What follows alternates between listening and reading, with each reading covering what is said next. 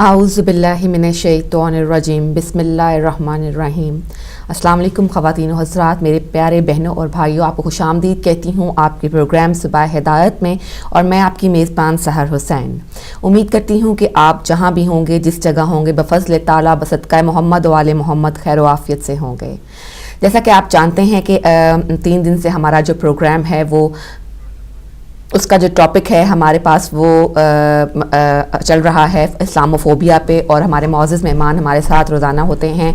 आज हमारे इस टॉपिक का आखिरी दिन है और आज आपके जितने भी सवालात और जितनी भी डिस्कशंस हैं वो हम आज कर सकेंगे। इसके अलावा आज के दिन आपको मालूम है कि हमारे बाकी सेगमेंट्स जो होते हैं वो हम कोशिश करते हैं कि उसी तरह उनको चलाते रहें। आप अपने जो कॉफ़ी या जो चाय का कप है वो लेकर टीवी के सामने बैठ गए होंगे, और मेरी बहनें ख़ास तौर पर जो जब खाना पकाना और ब्यूटी टिप्स का सेगमेंट होता है उस वक्त ज़्यादा मजबूती से सोफ़े पर जम के टीवी के सामने बैठ जाती होंगी। इसके अलावा जो हमारी बाकी के जो सेगमेंट्स हैं वो चूँकि हमने इस टॉपिक की वजह से थोड़े से कम कर दिए हैं, लेकिन इंशाल्लाह कल से फिर हम अपनी जो नॉर्मल रूटीन है उसके मुताबिक जो अपने सेगमेंट्स हैं वो करेंगे, और इंशाल्लाह कल कोई डिफरेंट टॉपिक जो है वो आपके लिए लेकर आएंगे। इसके अलावा आज जैसे मैंने आपको पहले बताया है कि आज हमारे इस्लामोफोबिया वाले टॉपिक का जो है वो आखिरी सेक्शन है, आखिरी दिन है। आप अपनी तैयारी के साथ, अपने सवालात के साथ जो है वो हमारे साथ शिरकत करें, लेकिन प्लीज़ एक बात मैं आपसे बार बार इस बात पर इल्तमास करती हूँ कि आप अपने जो डिस्कशन है, जो अपने ख्यालात हैं और जिस टॉपिक पे हम बात कर रहे हैं, प्लीज़ उस तक ही महदूद रखें। बाकी दिन हमारे पास हैं, हम जो टॉपिक आप सजेस्ट करेंगे या आपकी सजेशंस होंगी या जो तजावीज़ होंगी, हम उनको लेकर भी किसी भी प्रोग्राम में आ सकते हैं। लेकिन चूँकि हमारे मेहमान हमें अपना बहुत कीमती वक्त देते हैं, तो मेरा ख्याल है कि हम स्ट्रिक्टली जो है वो उस टॉपिक तक महदूद रहें। बाकी बातें जो हैं, हम और आप तो साथ इकट्ठे होते ही हैं रोज़ाना, तो हम वो कभी भी कर सकते हैं। मैं आपसे बार बार इसलिए कह रही हूँ कि प्लीज़ अपना जो आज हम जब इस टॉपिक पे इस्लामोफोबिया पे बात करेंगे, तो आप अपने जो ख्यालात हैं, अपने डिस्कशंस, अपने क्वेश्चंस हैं, वो इस्लामोफोबिया के मुताबिक ही रखिएगा। तो हमारा पहला सेगमेंट हदिया अकीदत जो कि ज़फ़र भाई आपके सामने लेकर आते हैं, तो चलते हैं हदिया अकीदत की तरफ। जी अस्सलाम वालेकुम नाज़रीन, ज़फ़र हाशमी आपके सामने हाज़िर है और प्रोग्राम सुबह हिदायत पेश किया जा रहा है। आज 18 मार्च है, बुध का रोज़ है, और जुमादुल अव्वल की आज 27 है। दर्जा हरारत आज मैं क्या कहूँ अच्छा है, और धूप निकली हुई है यहाँ पे मैनचेस्टर में। और ये भी उम्मीद रखते हैं कि आप जहाँ भी होंगे, दुनिया के जिस खित्ते में भी होंगे, आप अल्लाह ताला के फजल करम से और जनाब मोहम्मद मुस्तफ़ा के करम से और उनकी दुआ से और अहल बैत के सदक़े में जो है आप बिल्कुल ठीक ठाक और खैरियत से होंगे। तो नाज़रीन, जैसे कि सहर साहबा ने फरमाया है कि आप जानते भी हैं यकीनन कि हदिया अक़ीदत सबसे पहले पेश किया जाता है, तो मैं आज कसीदा जनाब इमाम हुसैन अलैहिस्सलाम की शान का मैं पेश करने जा रहा हूँ। तो समाअत फरमाइएगा कसीदा शान जनाब इमाम हुसैन अलैहिस्सलाम।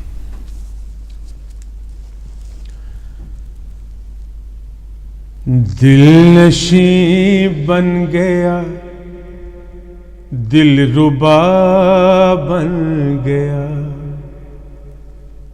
दिल नशी बन गया, दिल रुबा बन गया, गुलसितां बन गया, एक चमन बन गया, दिल नशी बन गया, दिल रुबा बन गया, गुलसितां बन गया, एक चमन बन गया। ये पहला पिस्सा आपकी खिदमत मैंने पढ़ा है, तो अभी तक यकीनन आप नहीं समझे होंगे कि कौन दिल नशी बना, कौन दिल रुबा बना, कौन गुलिस्तां बना और कौन चमन बन गया। यहाँ पे मैं मोअज़्ज़ज़ नाज़रीन आपकी खिदमत में अर्ज़ करना चाहता हूँ कि करबो बला एक वो मकाम है जहाँ पे ये कुछ मुसाइब मैं आपकी खिदमत में अर्ज़ नहीं कर रहा हूँ। ये सिर्फ़ एक वो करबो बला का जो एक सहरा था, जिसको नैनवा भी कहते हैं, एक तश्त था, एक सहरा था। तो जब इमाम हुसैन अलैहिस्सलाम سفر کرتے ہوئے اپنے اصحاب اور اہل بیت اور انصار کے ساتھ جب وہاں پہنچے تو وہ جگہ صرف ایک صحرا تھی، لیکن جب امام حسین علیہ السلام کی آمد وہاں پہ ہوئی، وہاں پہ تشریف آوری ہوئی، تو وہ جگہ جو ہے، وہ صحرا جو ہے، وہ نینوا جو ہے، وہ کرب و بلا جو ہے، اس کا پہلے وقار، پہلے مقام کیا تھا، اور جب امام حسین علیہ السلام وہاں تشریف لے گئے تو اس کا مقام اور وقار کیا تھا، وہ شاعر نے اپنے لفظوں میں کس طرح سے بیان کیا ہے وہ میں پیش کر رہا ہوں۔ دل نشیں بن گیا، دل ربا بن گیا، دل نشیں بن گیا، دل ربا بن گیا، گلستاں بن گیا، ایک چمن بن گیا، جب میرے شاہ نے اس پہ پاؤں رکھا، جب میرے شاہ نے اس پہ پاؤں رکھا، ایک صحرا بھی رش کے عدن بن گیا۔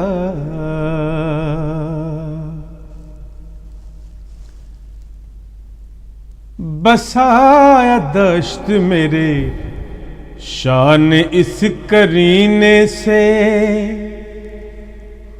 رسول کرنے زیارت یہاں پہ آتے ہیں۔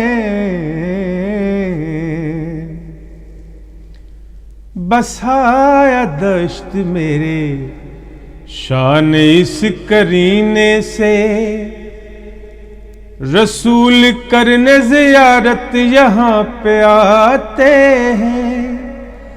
ملائکہ نے بھی یہاں کی شہریت لے لی، اس جگہ وہ زیادہ سکون پاتے ہیں، سکون پاتے ہیں۔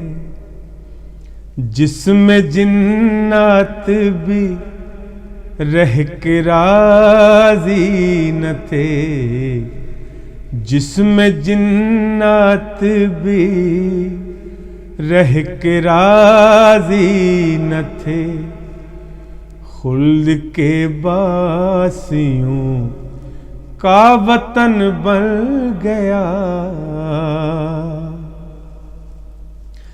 دل نشیں بن گیا، دل ربا بن گیا، گلستاں بن گیا، ایک چمن بن گیا۔ تو اگلا مصرع جو میں پڑھنے جا رہا ہوں وہ یہ ہے کہ جب امام حسین علیہ السلام کو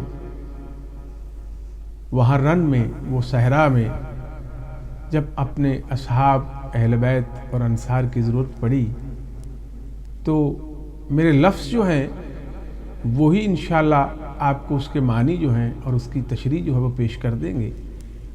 وہ اس طرح سے ہیں، یوں تو سب کو عشق تھا نبی کے بیٹے سے، یوں تو سب کو عشق تھا نبی کے بیٹے سے،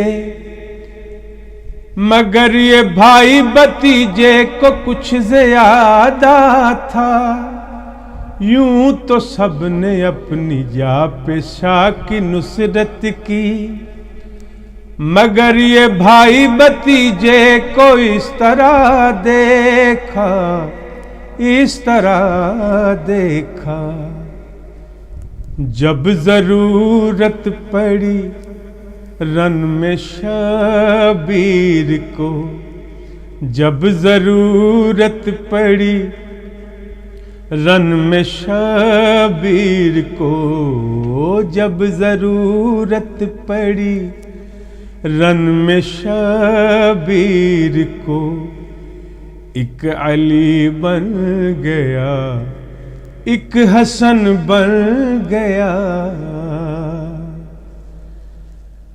دل نشیں بن گیا دل ربا بن گیا گلستاں بن گیا ایک چمن بن گیا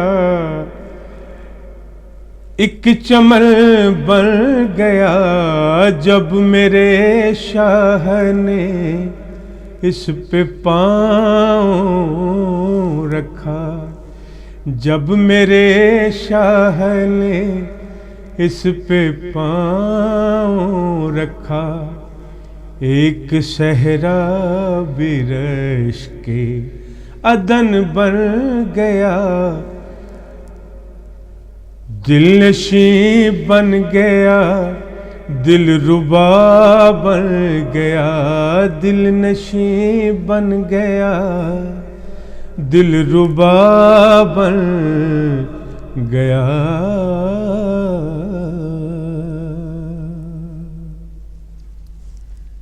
بہت شکریہ ظفر بھائی، آپ نے ہمیشہ کی طرح بہت ہی اچھا کلام پڑھا. اللہ تعالیٰ آپ کو اس کی جزا عطا فرمائے. آج کچھ دنوں سے مجھے میری بہنوں کے ایک دو بہنوں کے جو ہیں وہ ای میلز موصول ہوئے ہیں جس میں انہوں نے کہا ہے کہ ہمیں کچھ گھریلو ٹوٹکے جو عام استعمال میں ہوتے ہیں. اب بہت پرانی بات تھی جب ہماری ماؤں اور نانیوں کے پاس ہر چیز کا جو گھریلو ٹوٹکا ہوا کرتا تھا اور دوائیوں تک جو ہے اس کی نوبت ہی نہیں پہنچتی تھی، بلکہ ڈاکٹرز تک بھی جانے کی ضرورت نہیں پڑا کرتی تھی. تو لیکن اب جو ہے اب یہ بہت معدوم ہوتی جا رہی ہے یہ والی روایت جو ہے کہ گھریلو ٹوٹکوں سے اپنی جو بہت سارے مسئلے گھر کے ہیں وہ حل کر لینا. اس لیے آج میں آپ لوگوں کو آپ کی ریکویسٹ پر جو ہے تھوڑے سے کچھ گھریلو ٹوٹکے بتاؤں گی. آپ کو بھی کچھ بچپن یاد آئے گا، کچھ امی کی، نانی کی، دادی کی باتیں یاد آئیں گی. تو آپ کو اور یہ بڑے مفید ہوتے ہیں اگر آپ ان کو آزمائیں کبھی گھر میں تو یہ بہت کام آ جاتے ہیں. اور سم ٹائمز ایسا ہوتا ہے کہ آپ کی پاس دوائیاں نہیں ہوتی، کچھ آئنٹمنٹس نہیں ہوتی، کچھ مرہم نہیں ہوتے جو آپ اپنے زخموں پر لگا سکیں، یا اس کے لیے یہ جو نیچرل طریقے ہوتے ہیں کچھ فروٹس یا کچھ یوگرٹ کا استعمال یا ٹماٹر وغیرہ کا استعمال، یہ اکثر کام آ جاتے ہیں. آپ کو میں بتاتی ہوں کہ اگر آپ ایک تو بات آپ کو ویسے بتا دوں کہ اگر کچن میں کھانا پکاتے ہوئے آپ کا ہاتھ جل جائے تو جلے ہوئے پر کبھی بھی پانی نہیں لگانا چاہیے، کیونکہ اس طرح سے کرنے سے آپ کے جو جلنے کا جو نشان آپ کے ہاتھ پر پڑا ہے وہ مستقل ہو جائے گا، اس کے اوپر پرماننٹ پڑ جائے گا. اور اس طرح جلے ہوئے پر اگر آپ پانی آئندہ جب بھی آپ کوشش کریں، کیونکہ کچن میں کام کرتے ہوئے ہم خواتین کے ہاتھ جو ہیں وہ آئے دن جلتے ہیں، کبھی جو ہے وہ زیادہ جل جاتا ہے، کبھی تھوڑا جل جاتا ہے، لیکن جتنا بھی جلا ہو آپ اس کے اوپر پانی مت لگائیے گا. اور اگر ہاتھ جل جائے یا اس پہ بھاپ پڑ جائے تو آپ اور کوئی جو آپ کے پاس جو دوائی ہے کوئی موجود نہ ہو تو آپ کیا کر سکتے ہیں کہ ایک آلو لیجئے اور اس کو کدوکش کر لیجئے. آلو کدوکش کر کے لگا لیں اور اس کے اوپر یعنی آپ کو جہاں پہ آپ کی جلن ہو رہی ہے وہاں پہ اس کو رب کر دیجئے، اور اس طرح وہ جو آپ کی جلنے والی جگہ ہے وہاں پر اس کی جلن کم ہو جائے گی. اور ٹماٹر بھی اس کام کے لیے مفید ہے. اگر ٹماٹر کو پیس کر بھی آپ جلے ہوئے حصے پر لگا دیں تو اس کی بھی جو جلن ہے وہ کم ہو جائے گی. اکثر ایسا ہوتا ہے کہ تیز گرم چائے یا کافی کا جو گھونٹ ہے وہ ہم بھر لیتے ہیں، اور کبھی کبھی بہت کریونگ ہو رہی ہوتی ہے چائے کے لیے، کافی کے لیے، تو پھر صبر نہیں ہوتا اور اکثر گھونٹ بھر لیا جاتا ہے، تو اس سے اکثر زبان جل جاتی ہے. تو اگر اس زبان جو ہے کافی پینے سے آپ کی جل جائے اور آپ کو پھر اس کے بعد ایک عجیب سا ٹیسٹ جو ہے وہ منہ میں آتا رہتا ہے اور بڑا وہ ناگوار سا گزرتا ہے، لیکن اس سے آپ بہتر یہ ہے کہ آپ اس کے لیے 2 کیلے کھا لیں. اگر آپ 2 کیلے کھا لیں گے تو آپ کی زبان جلی ہے وہ ٹھیک ہو جائے گی. اور یا آپ اس کے لیے تھوڑا سا دودھ جو ہے وہ تھوڑی سی مقدار میں پی لیں اور تھوڑی دیر کے لیے دودھ کے گھونٹ کو جو ہے وہ منہ میں رکھیے، تو آپ محسوس کریں گی کہ آپ کے جو یہ زبان کا جو جلن ہے وہ کم ہو گئی ہے اور اس کا ٹیسٹ بھی ختم ہو گیا ہے. مسور کی دال پکاتے جو ہے گلانا اس کو جو تھوڑا سا ڈیفیکلٹ کام ہے، لیکن اگر آپ مسور کی دال پکاتے ہوئے اس میں ہلکی سی ہلدی یا تھوڑا سا گھی یا تھوڑی سی ہلدی شروع میں ہی ڈال دیں اس کو ابالتے وقت، تو دال جو ہے وہ جلدی گل جاتی ہے. اور اسی طرح اگر پالک ابالتے ہوئے اگر آپ اس میں چٹکی بھر کھانے کا سوڈا شامل کر دیں تو اس کا رنگ تبدیل نہیں ہوتا اور ذائقے میں بھی فرق نہیں آتا، کیونکہ پالک جو ہے وہ تھوڑی دیر پڑی رہے یا آپ اس کو زیادہ بھونتے ہیں تو پالک سیاہی مائل زیادہ ہو جاتی ہے اور اس کا جو وہ فریش گرین کلر ہوتا ہے وہ ختم ہونے لگتا ہے. اگر آپ ایسا محسوس کریں تو اس میں چٹکی بھر جو ہے وہ میٹھا سوڈا یعنی کھانے کا جو سوڈا ہے وہ استعمال کر لیں. اور اس طرح یہ ہوگا کہ پالک کی اپنی رنگت جو ہے وہ بھی ٹھیک رہے گی اور اس کا ذائقہ بھی تبدیل نہیں ہوگا. بھنڈی کہ پکاتے وقت ہم نے دیکھا ہے کہ اکثر جو اس کی لیس ہوتی ہے، جو اس کی وہ اکثر بہت ختم نہیں ہوتی کافی بھون لینے کے باوجود بھی. تو آپ اس میں اگر کچے آم کے جو چھلکے ہیں، آم پورا نہیں، کچے آم کے جو چھلکے ہیں وہ اگر ڈال دیں گے تو بھنڈی کی جو لیس ہے وہ بھی ختم ہو جائے گی. اس کے علاوہ چاول ابالتے وقت، چاولوں کے ساتھ جو میرا خود ذاتی بھی بڑا پرابلم ہے کہ میں جب چاول بناتی ہوں تو وہ اکثر جڑ جاتے ہیں آپس میں، اور جو اس کی شکل صورت ہے وہ بہت عجیب سی لگتی ہے. کھانے میں ٹیسٹ اس کا جیسا بھی ہو، لیکن چاولوں کی جو شکل ہوتی ہے وہ اکثر بہت عجیب سی ہو جاتی ہے جب چاول آپس میں جڑ جاتے ہیں. اور مجھے یہ کسی نے بتایا کہ اگر اس کے اندر آپ ایک کھانے کا چمچہ سرکہ ڈال دیں تو چاول جو ہے وہ جڑیں گے نہیں اور وہ دانے دار اور کھلے کھلے رہیں گے. اس طرح اگر آپ ہاتھوں پہ آپ کے مرچیں، جب ہم مرچیں کاٹتے ہیں ہنڈیا میں ڈالتے وقت، کھانے میں ڈالتے وقت، اگر آپ کے ہاتھوں پہ مرچیں لگ جائیں، ہری مرچوں کی جلن دور کرنے کے لیے آپ گیہوں کا آٹا لے کر تھوڑا سا بالکل اس طرح مل لیجیے جس طرح ہم صابن سے ہاتھ دھوتے ہیں اور صابن سے ہاتھ دھوتے وقت ملتے ہیں صابن کو، اسی طرح آپ گیہوں کا آٹا جو ہے، گیہوں کا آٹا وہ تھوڑا سا ہاتھوں پر صابن کی طرح مل لیں اور اس کے بعد اس سے جو ہے آپ دیکھیں گے کہ آپ کی ہاتھوں کی پہ جو ہری مرچوں کی جلن ہے وہ ختم ہو جائے گی.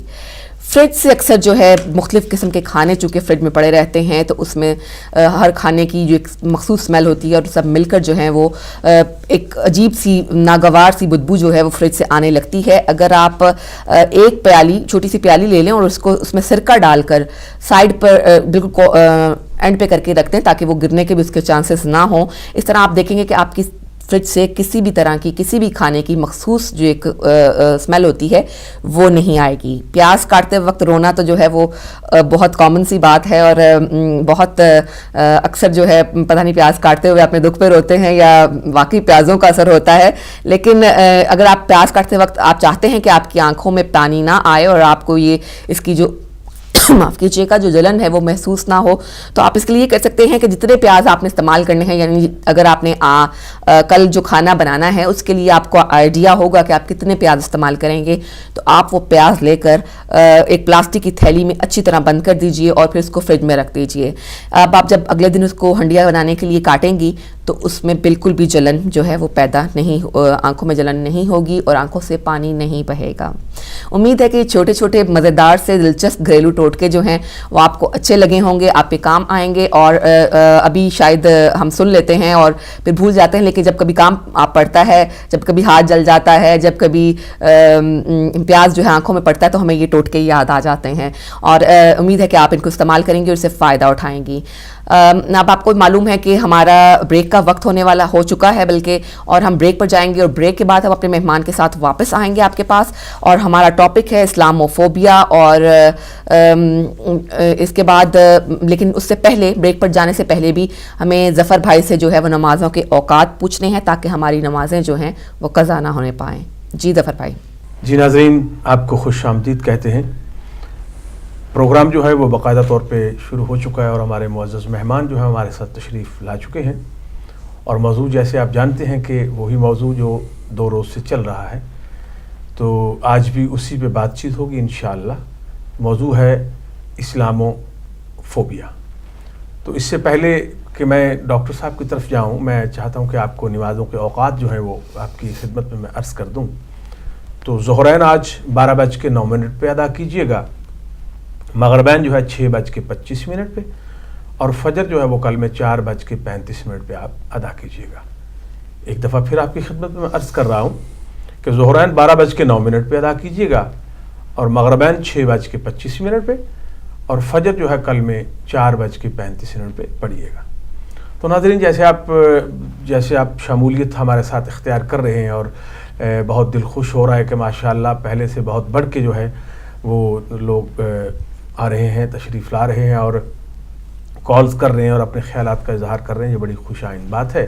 تو اسی طرح آج بھی توقع کرتے ہیں اور منتظر ہیں کہ آپ یقیناً آج بھی اسی طرح ہمارا ساتھ دیں گے جس طرح آپ حسب روز بلکہ حسب طبیعت جیسے آپ ہمارے ساتھ مل کے اس پروگرام کو خوبصورت بناتے ہیں.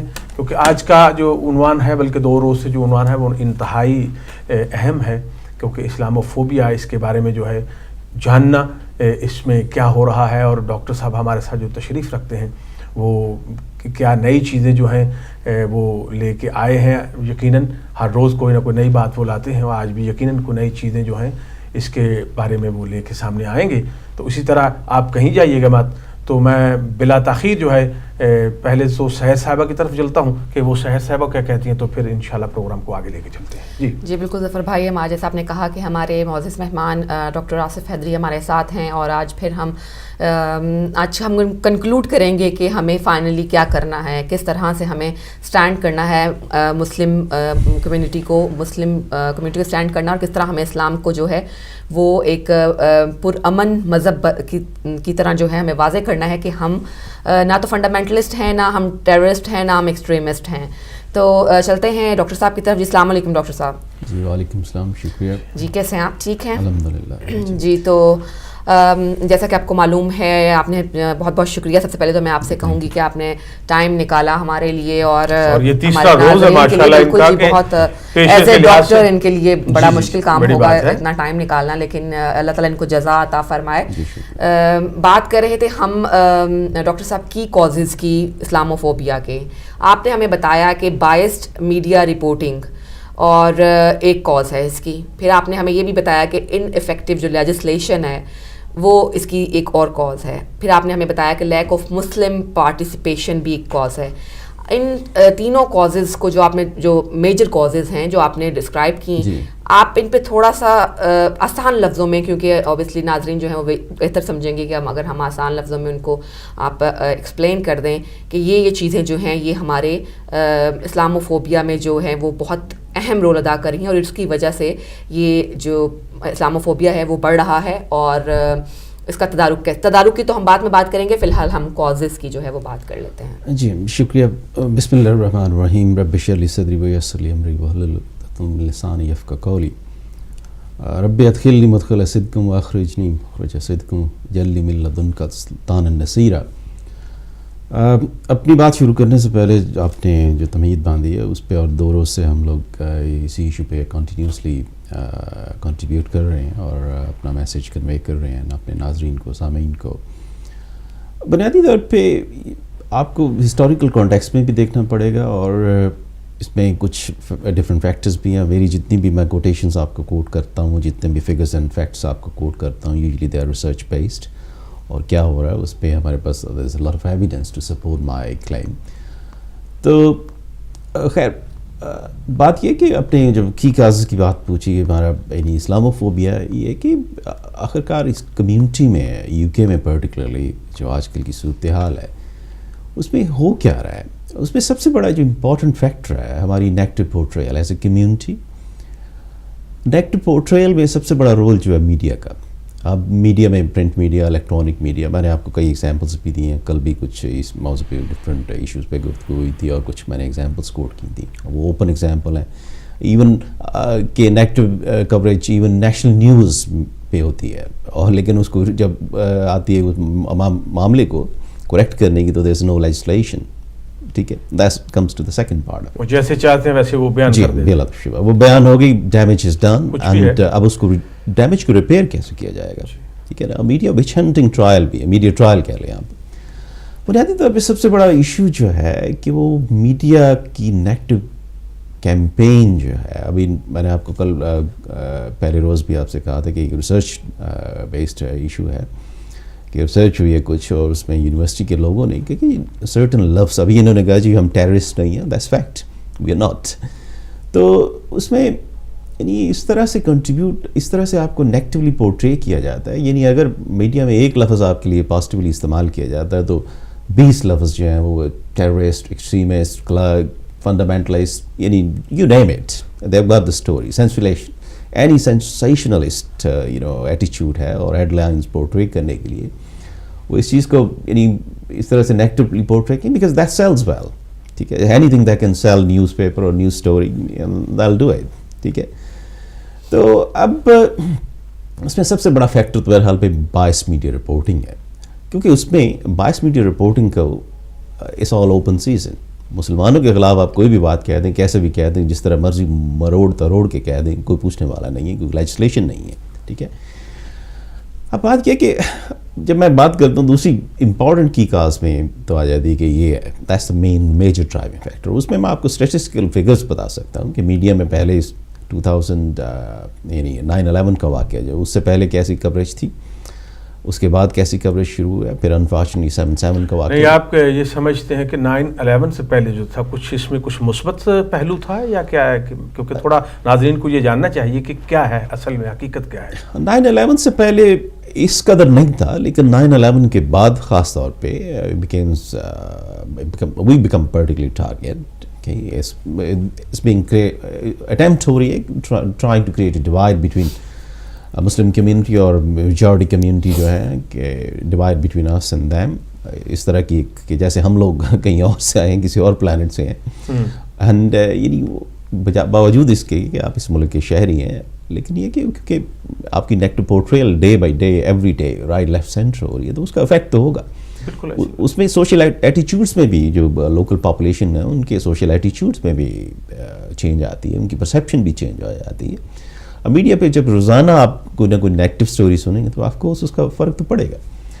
تو اس میں اوور آل اگر میں ساری صورتحال کو سم اپ کروں تو اس میں 3 جو چیزیں ہیں ہم نے آئیڈینٹیفائی کی ہیں کہ بیسیکلی جو کاؤنٹ کرتی ہیں. سب سے پہلے بائس میڈیا رپورٹنگ ہے, اور دوسرا انفیکٹو لیجسلیشن ہے. ریس ریلیشنز ایکٹ کی میں آپ کو پھر دوبارہ ایگزامپل دوں گا کہ ریس ریلیشنز ایکٹ 2006 کا, that doesn't cover we being a minority in this country as a religious minority doesn't cover us. خیر اسی معاملے میں اگر ریس ریلیشنز ایکٹ کی بات کریں تو اگر جیوش کمیونٹی ہیں they are well protected, ٹھیک ہے, کوئی بھی ان کے خلاف کرائم ہوگا they'll get reported and recorded as get reported and recorded. So 2 issue ہیں اس میں. بالکل صحیح بات. تو جب ریکارڈڈ ہوگا تو that'll be anti-Semitic crime, that'll be highly sort of regarded as a sort of national data base کہ بھائی یہ تو بڑا افیکٹو ایویڈنس ہے کہ یہاں پہ یہ بات ہو رہی ہے. لیکن اب تک ہماری صورتحال یہ تھی کہ ہماری سوسائٹی میں اسلام کے خلاف یا مسلمانوں کے خلاف جو جرائم ہو رہے ہیں یا جو صورتحال ہو رہی ہے اس کا کوئی ہے ہی نہیں, اس معاملے میں کوئی ریکارڈ ہی نہیں ہو رہا تھا. تو خیر سے ہمارے کام کے نتیجے میں اور ہماری آپ کہہ لیں کہ ڈفرینٹ اپروچ ڈفرینٹ کانسٹیبلریز کو جو پولیس سروسز ہیں ان کو اپروچ کرنے کے نتیجے میں کہ بھائی یہ ایک بڑی سیریس صورتحال ہے, تو اس پہ کچھ چینج آئی اور ہم نے ڈیٹا ریکارڈ کرنا شروع کی ہے. اور تقریباً 9 کے قریب جو پولیس سروسز ہیں انہوں نے آل along the country who started already recording crime, Islamophobia as a separate hate crime. Doctor صاحب ایک کال لیتے ہیں. جی ہیلو السلام علیکم. جی وعلیکم السلام. جی کون بھائی کہاں سے بات کر رہے ہیں؟ میں آپ کو اور ظفر بھائی کو اور ڈاکٹر صاحب کو سلام پیش کرتا ہوں. احمد بول جرمنی سے. جی شکریہ. بہت اچھا ٹاپک آپ نے رکھا ہے اور اس پر تو اتنے دلیلیں بھائی آتے ہیں جو ہمارے کالر, تو کوئی اس میں برق تشنگی رہ جاتی ہے. تو یہ تو عمل سے بات ثابت کر کے دکھانی چاہیے اس دنیا میں مسلمانوں کو. جیسے رسول اکرم صلی اللہ علیہ وسلم کے زمانہ میں جب پہلی ہجرت ہوئی تو وہ عیسائی بادشاہ کے پاس چلے گئے, تو پیچھے جب وہ لینے گئے اپنے ابو سفیان وغیرہ اس زمانے میں, تو اس نے بادشاہ نے پوچھا کہ یہ کیسے تم آئے اور ان کا کیا ہے, کیا یہ دھوکے باز ہیں, بے ایمان ہیں, جھوٹ بولتے ہیں؟ انہوں نے کہا نہیں, یہ سب جو باتیں انہوں نے پوچھی انہوں نے کہا کہ یہ سچے ہیں, صحیح ہیں, لیکن ہمارے رشتے دار ہیں یا کوئی جو بھی عمل جو ان کا تھا وہ خود اس کی تصدیق کر رہا تھا کہ یہ صحیح لوگ ہیں. تو آج کا جو زمانہ ہے جس میں دھندلا دیا ہے اسلام کو جن لوگوں نے, یہ سب سے زیادہ ان کا قصور ہے کہ جو ہم لوگوں کے اوپر یہ دہشت گردی کے یا ایسے الزامات لگائے جا رہے ہیں.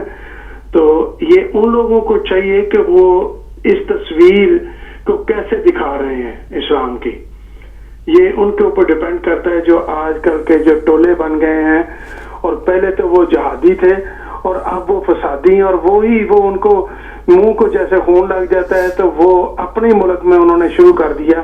پہلے روس کے ساتھ پھر واپس آئے تو کوئی کاروبار بزنس ہی یہ کاروبار بنا لیا کہ یہ ایسا کاروبار ہے اس میں کوئی پیسہ نہیں لگانا پڑتا. سٹریٹ کرائم جو ہے اور قتل و غارت, کسی کو قتل کر دینا, اور پھر ایک ٹولہ جو ہے نا وہ مضبوط, ان کے پیچھے یہ MNA MPA پاکستان کے جو ہیں ان کے ہاتھ ہیں. یہ ایسے کوئی نہیں کرتا کیونکہ ان کا فون چلے جاتا ہے. جبکہ پہلے دن جس دن یہ بچے ہمارے پشاور کے شہید ہوئے ہیں تو اس دن جنرل صاحب نے جب میٹنگ کی تو اس وقت انہوں نے یہی سوال کیا تھا کہ ایک فون آتا ہے تو فائل بند ہو جاتی ہے. مجھے جی احمد بھائی بہت شکریہ آپ کا. آپ سے میں ریکویسٹ کروں گی کہ ہم اسلام فوبیا یو کے بارے میں بات کر رہے ہیں کہ یو کے یورپ امریکہ کے ہم اس کی سوری یہ بالکل صحیح آپ نے کہا, لیکن ایک بلڈ تو جاتی ہے نا کہ یہ لوگ ان سے ان کا تعلق پاکستان سے ہے. یہ اس حوالے سے میں کہتا ہوں کہ یہاں سے جو یہ نظر رکھ رہے ہیں کہ بچوں کا اسکول کا ٹیچر جو ہے وہ نظر رکھے وہ بچہ اس کی سوچ کیا بن رہی ہے, یہ انہوں نے اکثر یہی تصویر تو یہی وہ لیتے ہیں نا پیچھے سے کہ یہ ان کے بچے پاکستان سے تعلق ہے. یہ تو یہاں پہ بھی آپ دیکھیں کہ جھنڈے اٹھا کر یہ جو اپنا کرتے ہیں یا آ کر ٹی وی پہ انٹرویو وغیرہ دیتے ہیں, دوسرے کئی چینلوں پہ دیکھیں گے مسئلے 100 روپے کا 200 روپے کا بزنس بنا دیا ہے اور چندہ اکٹھا کر کے. تو آپ لوگ جو کر رہے ہیں نیکی کا کام کر رہے ہیں, آپ اچھی طرف سوچ سمجھ بتا رہے ہیں, تو جو کاروبار بناتے ہیں ان کے اوپر یہ تو پھر نیگیٹو ہی جاتا ہے نا. بہت شکریہ احمد بھائی, بہت شکریہ. تھینک یو احمد بھائی. آپ سے انشاءاللہ کوشش کریں گے کہ آپ کے کنسرنس کو بھی ایڈریس کیا جائے, لیکن ول ٹرائی اور بیسٹ کہ جو صورتحال موجودہ صورتحال پہ اس پہ کنسنٹریٹ کیا جائے. آپ نے تھوڑا سا اور معاملات پہ بھی گفتگو کی ہمارے لیے جو انہوں نے پھر, لیکن مزے کی بات ہے کہ احمد صاحب نے بھی جو گفتگو کی اس میں بھی انہوں نے کہا کہ ان لوگوں کا جو بنیادی طور پہ اس معاملے کو پورٹرے کر رہے ہیں, کہ جو خاص طور پہ اس کو اجاگر کر رہے ہیں, تو میرے خیال میں میڈیا کی جو نیگیٹو پورٹریل ہے وہ تو انہوں نے بھی وہی بات کی جو آپ بات کر رہے تھے انڈائریکٹلی. جی تو یعنی میڈیا کا ڈفرینٹ میڈیا کا جو رول ہے, میں صرف لوکل میڈیا کی بات نہیں کر رہا ہوں, نیشنل نیوز پیپرز کی بات نہیں کر رہا ہوں, نیشنل میڈیا کی بات نہیں کر رہا ہوں, نیشنل الیکٹرانک میڈیا کی. اس کے علاوہ بھی اگر آپ انٹرنیشنل میڈیا میں بھی دیکھیں, کیونکہ میڈیا کا فلو ہی اس طرح ہے, یعنی وہ ایک نیگیٹو امیج آتی ہے, دین رائٹرس نیوز ایجنسی ہے, that releases the news and that's business, and of the day that's a business. تو ایک نیگیٹو نیوز اس کا ایکسٹینٹ آف ڈیمیج دیکھیں کہ وہ ڈیمیج کتنا کرتی ہے, damage in terms of sort of negative image creation اور نیگیٹو امیج پرسیپشن. تو میڈیا کا رول تو سب سے بڑا ہے. اس کے لیے اب ہم لوگوں کو ایز اے کمیونٹی کیسے کام کرنا ہے کہ ہمارے خلاف میڈیا نے یہ جو مہم شروع کر رکھی ہے اس کو کاؤنٹر کیسے کرنا ہے انشاءاللہ. بات کرنا چاہتے ہیں. ہیلو السلام علیکم. وعلیکم السلام میری بہن کو, ظفر بھائی آپ کو بھی, ڈاکٹر آصف صاحب السلام علیکم ورحمۃ اللہ وبرکاتہ. محمد علی لندن سے بول رہا ہوں سر. جی جناب فرمائیے. آج میں 2 بار یہ لوں گا کیونکہ ابھی میں فرسٹ ٹائم آیا ہوں, کیونکہ آپ جا رہے ہیں تو پھر میں نیکسٹ جو اگلا آور آئے گا پھر اس میں دوبارہ پھر آؤں گا. میں پہلے ہی معذرت کر لیتا, لیکن آنے دیں گے تو آئیں گے نا آپ بس یہ کیجئے گا پلیز کہ ٹاپک پہ آج بات کریں گے ہم سر. میں ٹاپک سے کبھی باہر بات کی ہے کبھی, ابھی ہانڈی روٹی کی تو آپ بات کر رہی ہیں. نہیں وہ اصل میں اپنا محمد علی صاحب وہ جو ہے پروگرام جو ہے وہ اس کے فارمیٹ کے مطابق, کیونکہ وہ بھی ڈیمانڈ ہوتی ہے نا, وہ بھی ہانڈی روٹی بھی ضروری ہے نا. جی بات کیجیے. جی تو ڈاکٹر صاحب بات یہ ہے کہ دیکھیں کہ ایک تو میڈیا ہے جو اپنا رول ادا کر رہا ہے, ایک رب تعالیٰ نے ہمیں زبان دی ہے وہ ہے اینٹی بایوٹک کا کام کرتی ہے. یہ اینٹی بایوٹک جو ہے نا ہم نے آج تک یوز ہی نہیں کی. اس کے جو کاز ہیں اس کو دور کرنے کے لیے, جس طرح ہم آپ کے پاس آتے ہیں, جی پی کے پاس جاتے ہیں, جی پی صاحب, یہ جی پی صاحب بھی بیٹھے ہوئے آپ کے سامنے, جی ہاں جی, تو وہ دوائی لکھ دیتے ہیں کہ یہ لو محمد علی تم یہ کھاؤ گے ٹھیک ہو جاؤ گے. میں نے جو دوائی استعمال کی ہے یہاں پہ اس اسلامک فوبیا ان کو دور کرنے کے لیے ڈاکٹر صاحب یقین جانیے میں گھر سے نکلتا ہوں, یہاں سے جاؤں گا 2 میل ہے, وہاں پہ 2 عورتیں ہیں, ایک ہے اپنا نورا ہے 80 سال کی ہے, ایک یہودن ہے وہ 85 ایئرس کی اولڈ ہے. ان دونوں کی میں لک آفٹر کرتا ہوں فی سبیل اللہ. اور ڈاکٹر صاحب راستے جب نکلتا ہوں مجھے راستے میں جتنے بھی گورے یا گوریاں ملتے ہیں ان کے ساتھ ایک کتا ہوتا ہے, میں ان کو بھی ہیلو کرتا ہوں اور ان کے کتے کا نام بھی میں پوچھتا ہوں. یقین جانیے کہ میں یہاں تک کہ جب گھر سے جاؤں گا تو مجھے ہر گورے کا نام کا یاد ہے اور ہر کو میں ہیلو کہتا ہوں, یہاں تک کہ ان کے کتوں کے نام مجھے یاد ہیں. یعنی کہ میں نے ان کو اپنی زبان سے اینٹی بایوٹک یوز کی ہے اور ان کو میں نے اس کو استعمال کرتے ہوئے ان کے اندر جو تھا خوف تھا اس کو دور کیا. یقین جانیے کہ وہ 85 ایئرس کی جو نورا ہے وہ مجھے خود کہتی ہے کہ محمد علی تمہاری نماز کا ٹائم ہے، اور اپنے کمرے میں مجھے مصلی دیتی ہے وہاں پہ. جزاک اللہ. میں اس کے گھر میں نماز پڑھتا ہوں. وہ جو یہودی ہے جو 85 کی ایئر کی عورت ہے، جب میں اس کے گھر میں جاتا ہوں اور یقین جانیے اس کے سٹنگ روم میں نماز پڑھتا ہوں. کبھی بھی انہوں نے نہیں کیا. مسئلہ یہ ہے کہ ہماری زبان ڈاکٹر صاحب ہمیں دعائی کی تو کسی نے دی نہیں نا ہمیں.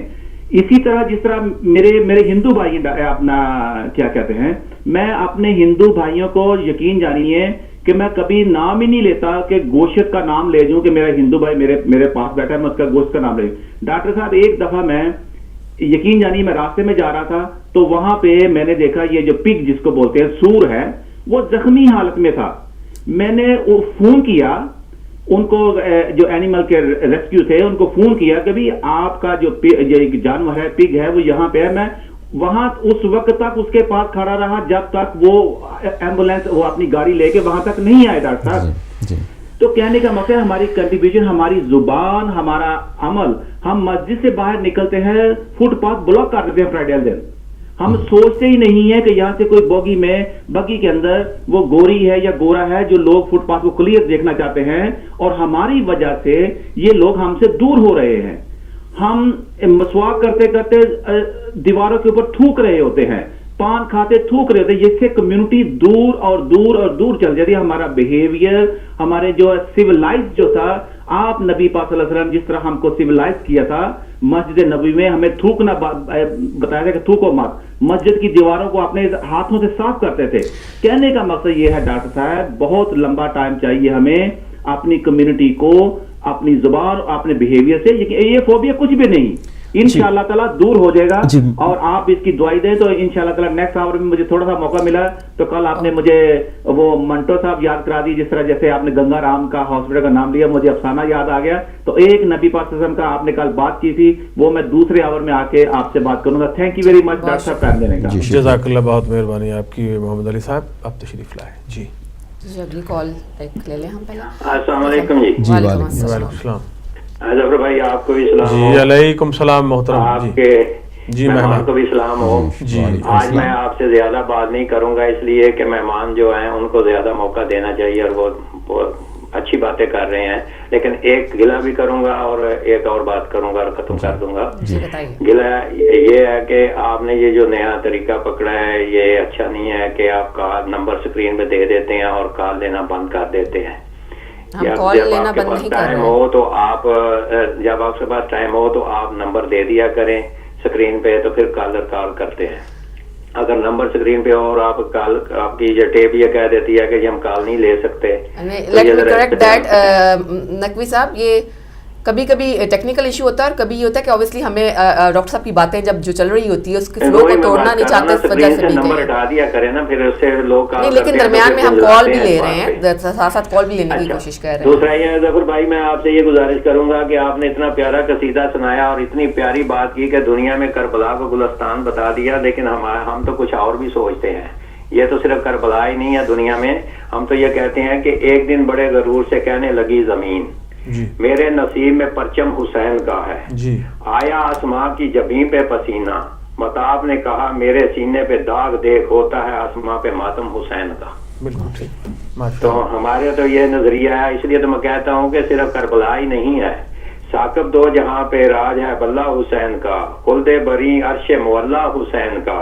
وہ بچپنے میں دیکھ عبادت کے واسطے پشتے نبی بنا ہے مسلح حسین کا.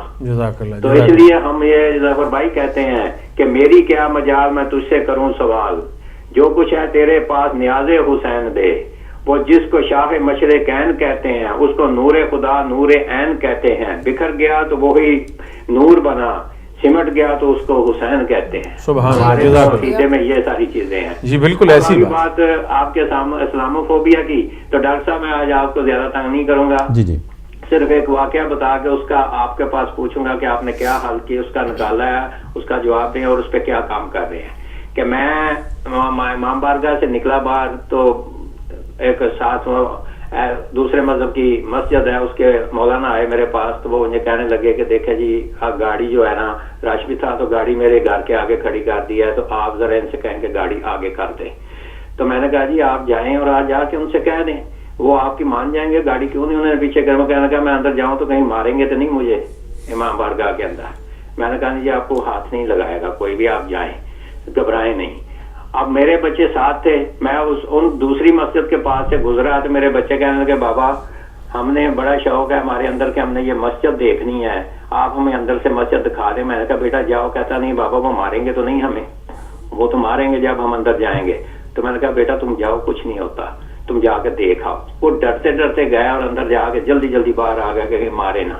اب ڈاکٹر صاحب میرا سوال آپ سے صرف یہ ہے کہ ہم ٹھیک ہے اسلاموفوبیا کی بات تو کر رہے ہیں دوسرے مذاہب کی اور دوسرے ملکوں کی, لیکن جو اسلاموفوبیا ہمارے اندر پیدا کر دیا گیا ہے اور ہمیں ایک دوسرے کی مساجد سے ڈرا کے دور کر دیا گیا ہے, اس پہ آپ کیا کام کرتے ہیں؟ اس پہ آپ کیا ہو رہا ہے آپ کا سلسلہ, اور آپ اس کا کیا جواب دیں گے کہ ہم ایک دوسرے کی مساجد میں مسلمان کلمہ گو ہونے کے باوجود ہمارے بچے بھی ڈرتے ہیں, ہمارے مولوی بھی ڈرتے ہیں ایک دوسرے کے پاس مسجد میں جانے کے لیے. تو ہمیں کیا یہ اسلاموفوبیا جو ہمارے اندر پیدا کر دیا گیا اس کو ختم کرنے کے لیے ہمیں کیا کرنا ہوگا, اور آپ اس پہ کیا کام کر رہے ہیں؟ جی بہت شکریہ آپ کا جواب. ڈاکٹر صاحب بریک کے بعد دیں گے, ہمارا بریک کا ٹائم ہو گیا ہے, اور چلتے ہیں ہم ایک چھوٹی سی بریک کی طرف.